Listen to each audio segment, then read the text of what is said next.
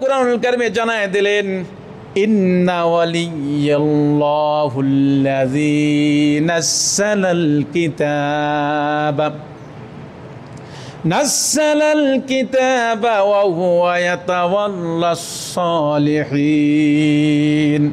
আল্লাহ তাআলা বললেন, আমার অভিভাবক তো হলেন আল্লাহ তাআলা, যিনি এই কিতাব অবতীর্ণ করেছেন। এই মেসেজটা আল্লাহ রাব্বুল আলামিন নবীকে দিলেন। নবীর অভিভাবক কে?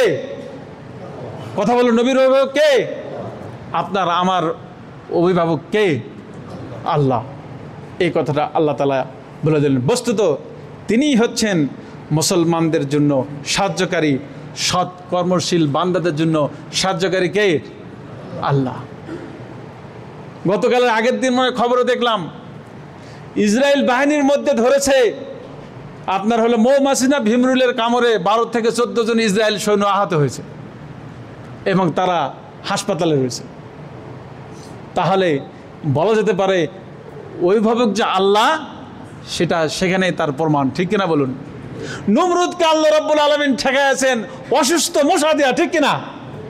অসুস্থ মশা, ওর এক ঠ্যাং ছিল না। তাহলে আল্লাহর প্রতি যদি আপনি অগাধ বিশ্বাস অর্জন করতে পারেন, তাহলে আল্লাহর সাহায্য আপনি অবশ্যই দেখতে পারবেন। সেই জ্ঞান, সেই নলেজ আপনার থাকতে হবে। আল্লাহ রাব্বুল আলামিন কুরআনুল কারীমে জানায় দিলেন, হাসবুনাল্লাহু ওয়া নি'মাল ওয়াকিল ওয়া নি'মাল মাওলা ওয়া নি'মান নাসির। আমাদের পরম বন্ধু, পরম সাহায্যকারী আমাদের কে? আল্লাহ। সুবহানাল্লাহ। যিনি আমাদের রিজিক দেন, যিনি আমাদের জীবন দেন, যিনি আমাদের খাবার দেন। শুধু খাবার নয়, যেই খাবার খায় সেই খাবারের হজম শক্তি আল্লাহ তাআলা আমাদেরকে দিয়ে দেন। সুবহানাল্লাহ। যদি হজম শক্তি আল্লাহ না দিত, তাহলে বলেন তো সুস্থ আমরা থাকতে পারতাম? সুযোগ হতো? তাহলে আজকের এই আলোচনার মধ্যে মেসেজ কি পাচ্ছি? যে মেসেজ পাওয়া গেল সেটা হলো যে কুরআনুল কারীম আমাদের পড়তে হবে, ঠিক কিনা? কি কথা বুঝুন না মনে হয়? কুরআনুল কারীম আপনাদেরকে পড়তে হবে, আমাকেও পড়তে হবে, আর একে অপরের জন্য দোয়া করতে হবে। কার দোয়া কখন কবুল হবে এটা একমাত্র কে? আল্লাহু আ'লাম। এবার আল্লাহ রাব্বুল আলামিন কুরআনুল কারীমে জানায় দিলেন, قد جاءكم من الله نور وكتاب مبين। আল্লাহু আকবার। তোমাদের কাছে এখন তো আল্লাহর পক্ষ থেকে জ্যোতি স্বরূপ, আলোকবর্তিকা স্বরূপ সুস্পষ্ট কিতাব আল কুরআনুল কারীম আমি তোমাদেরকে দিয়েছি। সুবহানাল্লাহি ওয়া বিহামদিহি। ঘোষণা কার?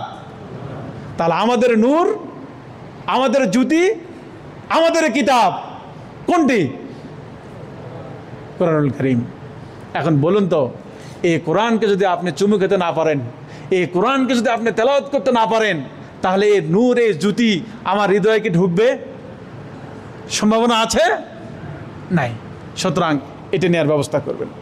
এবার আল্লাহ রাব্বুল আলামিন জানায় দিলেন, ইয়াহদি বিহিল্লাহু মানিত্তাবা'a রিদওয়ানাহু সুবুলাস সালাম। আল্লাহ তাআলা জানায় দিলেন, এর দ্বারা আল্লাহ তাআলার তাকে শাস্তি ও নিরাপত্তার পথ বাতলে দেন। সরি শান্তি ও নিরাপত্তার পথ আল্লাহ তাআলা কি করেন? বাতলিয়ে দেন, বুঝায় দেন। আপনি যত কোরআন পড়বেন তত আপনার হৃদয়ের মরিচিকা দূর হবে। সুবহানাল্লাহ। আপনি যত কোরআন পড়বেন তত আপনি শান্তি পাবেন। আর কোরআন থেকে যদি আপনি দূরে সরে যান, তত আপনার কি যন্ত্রণা বেশি হবে। আপনি যখন ঘুমাতে যাবেন, ঘুম যদি না ধরে, আপনি কোরআন পড়বেন, দেখবেন আল্লাহ তাআলা আপনাকে অটোমেটিক্যালি কি ঘুম দিয়ে দিবে। তাহলে আমরা কোরআন পড়বো ইনশাআল্লাহ। আল্লাহ রাব্বুল আলামিন জানায় দিলেন, ইত্তাবা'a রিদওয়ানাহু সুবুলাস সালাম। আল্লাহ তাআলা বলেন, যে ব্যক্তি এটাকে আনুগত্য করেছে তার সন্তুষ্টি লাভ করতে, তারাই আল্লাহ রাব্বুল আলামিনের সন্তুষ্টি লাভ করতে পারে। সুবহানাল্লাহ।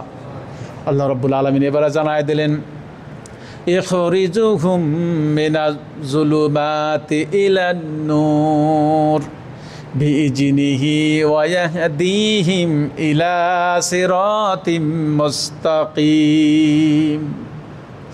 কত সুন্দর কথা আল্লাহ তাআলা কোরআন কারিমে বলেছেন। কেউ যদি জীবনে এটা ফিট করতে পারে, তাহলে সে যদি রিক্সাওয়ালা হয়, সে যদি অন্ধ হয়, সে যদি ভিক্ষুক হয়, সে আল্লাহর বড় জান্নাতের অধিকারী হতে পারে। সুবহানাল্লাহ।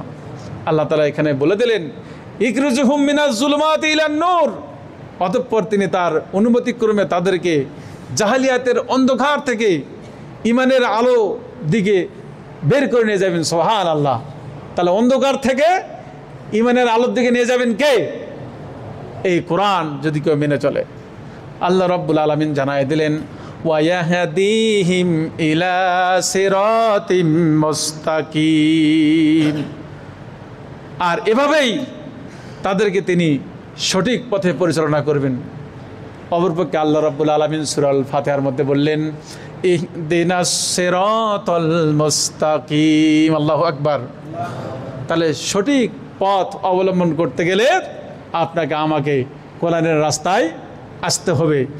আর এই যে সূরা আল ইনশিরাহ শারহা, এই জন্য আপনাকে আমাকে সবসময় একটি দোয়া পড়তে হবে, রব্বি ইশরাহ লি সাদরি ওয়া ইয়াসসির লি আমরি ওয়াহলুল উকদাতাম মিন লিসানি ইয়াফকাহু কাওলি। নবীদের দোয়া, এই দোয়া আপনাকে আমাকে পড়তে হবে, আর আপনার হৃদয়টাকে নরম করতে হবে।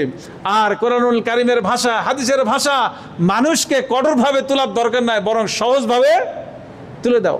সুন্দর করে একটা সালাম দেবেন, একটা মুস্কি হাসি দেবেন, সুসংবাদ দেবেন, দান করবেন। 1 টাকা দান করলেও হাসি দান করবেন। দান যদি নাও করতে পারেন, তাকে ডেকে হাতে একটা চুমু খাবেন, দেখবেন ওই লোকটি আপনার আনুগত্যশীল বান্দা হয়ে যাবে। ঠিক কিনা? আল্লাহ রাব্বুল আলামিন আমাদেরকে কোরআনুল কারীমের সহি জ্ঞান দেওয়ার তৌফিক দান করুন। সকলে পড়ি আল্লাহুম্মা আমিন। সম্মানিত উপস্থিতি, আমার মেসেজ আজকের হলো চূড়ান্ত মেসেজ। আমরা অন্তত কোরআনুল কারীম অথবা একটি করে হাদিস সপ্তাহে যেন 2-1টা পড়ার আমরা শুরু করতে পারি, এরকম নিয়ত করা যাবে ইনশাআল্লাহ? যাবে ইনশাআল্লাহ। কোরআন পড়ুন, হাদিস পড়ুন, পরিবার গঠন করুন। আল্লাহ তাআলা সবাইকে আমাদের মুমিন হিসাবে কবুল করুন। আমিন। আসসালামু আলাইকুম ওয়া রাহমাতুল্লাহি ওয়া বারাকাতুহু।